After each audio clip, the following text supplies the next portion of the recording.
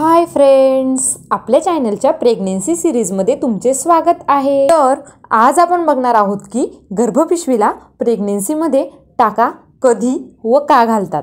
तर गर्भाच्या पिशवीच्या मुखाची लांबी जर 2 सेंटीमीटरपेक्षा कमी असेल तर टाका टाकला जातो, किंवा पूर्वीच्या डिलिव्हरीनंतर जर लवकर म्हणजे 7व्या किंवा 8व्या महिन्यात झालेल्या असतील तर दुसऱ्या प्रेग्नन्सीमध्ये टाका घालणे आवश्यक ठरते। जुळी गर्भधारणा असल्यास अधिक काळजीसाठी सुद्धा टाका टाकला जातो। गर्भपिशवीला टाका हा सामान्यतः 5व्या महिन्यामध्ये घातला जातो। यासाठी दवाखान्यामध्ये ॲडमिट होऊन भूल देऊन शस्त्रक्रिया केली जाते। काही महिलांमध्ये 5वा किंवा 6वा महिना लागला तर गर्भ खाली होण्याची प्रवृत्ती असते।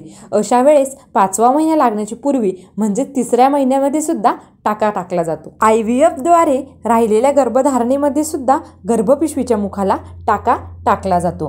गर्भपिशवीच्या मुखाला टाका सामान्यतः प्रीटर्म डिलिव्हरी टाळण्यासाठी केला जातो। आपण जर वेळीच गर्भपिशवीला टाका घेतला तर भविष्यात होणाऱ्या प्रीटर्म डिलिव्हरीचा धोका टळू शकतो। बऱ्याच प्रेग्नेंट लेडीजचे प्रश्न असतात की आता गर्भपिशवीला टाका टाकला म्हणजे पुढे जाऊन लवकर डिलिव्हरी होत नाही, परंतु असे नसून गर्भपिशवीच्या मुखाला टाका टाकून सुद्धा गर्भवती महिलांची लवकर डिलिव्हरी होण्याच्या केसेस आहेत। म्हणून 90% आपण लवकर डिलिव्हरी होण्याचा धोका टाळू शकतो, परंतु 10% आपण तो धोका टाळू शकत नाही। त्यासाठीही कधीही टाका घेतलेला उत्तम।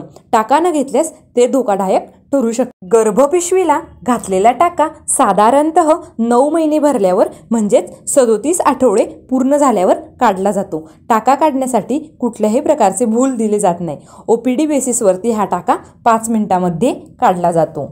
अशाच नवनवीन प्रेग्नन्सीच्या व्हिडिओसाठी चॅनलला नक्की सबस्क्राईब करा। धन्यवाद।